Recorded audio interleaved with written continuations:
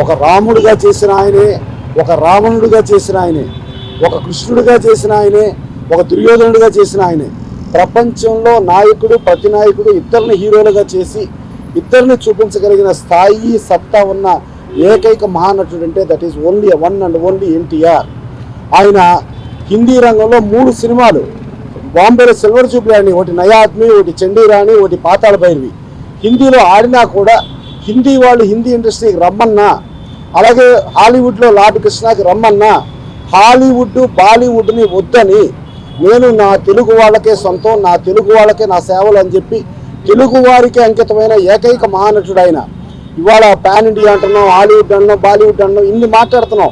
ఆ రోజుల్లోనే ఆయన అన్ని రిజెక్ట్ చేసి ఆ రోజుల్లోనే ఆయన పాతాళ భైరవి పాన్ ఇండియా సినిమా అయింది, చండీరాణి పాన్ ఇండియా సినిమా అయింది, నయా ఆద్మీ పాన్ ఇండియా సినిమా అయింది.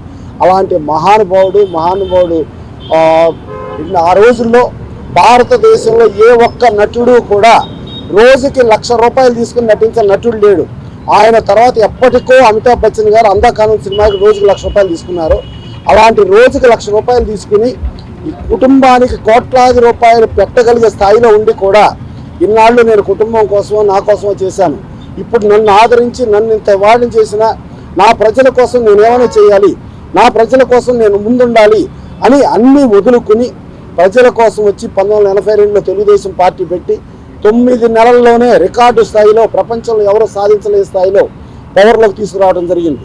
ఆ పవర్లోకి తీసుకొచ్చిన తర్వాత ఆయన సొంత మేనమామ, సొంత బావమరిది సర్పంచ్గా ఉండా కూడా ఈ సర్పంచులు, మున్సబులు, కర్ణాలు, పటేల్ పట్వారీలు ఈ వ్యవస్థలను రద్దు చేసి కేవలం బడుగు, బలహీన, దళిత, గిరిజన, మైనారిటీ వర్గాలకు రాజ్యాధికారం రావాలని చెప్పి ఆ రోజుల్లో ఆయన చేసిందే.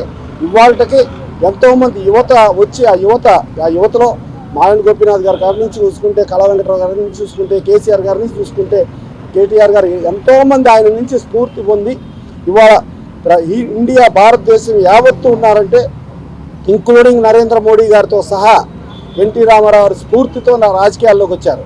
ఆ రోజుల్లో పవర్ ₹50 కట్టండి, రైతులు ఎంతైనా వాడుకోండి అని చెప్పి రైతులకు ₹50 పవరు, ₹2 కేజీ బియ్యం. మళ్ళా తెలుగు గంగ ఎన్టీఆర్ శత జయంతి ఉత్సవాలు చూస్తే ఇవాళ ప్రపంచవ్యాప్తంగా ఎన్టీఆర్ గారిని ఓన్ చేసుకుని ప్రపంచం అంతా ఎంత గొప్పగా చేశారో మనం చూసాము. ఈ మధ్య కరుణానిధి గారు కూడా శత జయంతి జరిగితే ఆ శత జయంతిలో 1995లో ఎన్టీ రామారావు గారు వచ్చి కరుణానిధి గారిని ఎలా ముఖ్యమంత్రి చేశారో వాళ్ళు చెప్పుకున్నారు.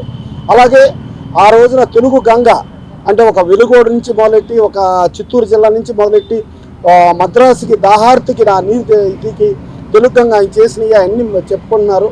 ఇవాటి వరకు భూమి ఆకాశాలు సూర్యచంద్రులు ఉన్నంత వరకు ఎన్టీ రామారావు గారు భౌతికంగా మన దగ్గర లేకపోయినా ఆయన జీవితకాలం బతికే ఉంటారని చెప్పి ప్రపంచవ్యాప్తంగా మొత్తం ఇది చేస్తున్నారు.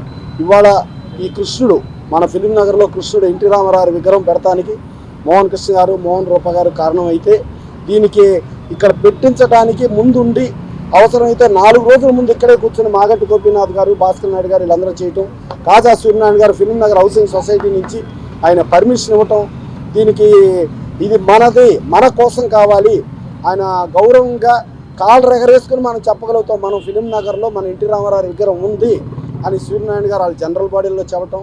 ఇలా చూసుకుంటా ఉంటే ఇవాళ రాము కానించి వీళ్ళందరూ ఇంతమంది అటెండ్ అయ్యి ఎన్టీ రామారావు గారికి నివాళులు అర్పిస్తున్నారు అని అంటే ఆ ఎన్టీ రామారావు గారు ఎప్పటికీ బతికే ఉంటారు, ఎప్పటికీ భౌతికంగా మనతోనే ఉంటారు.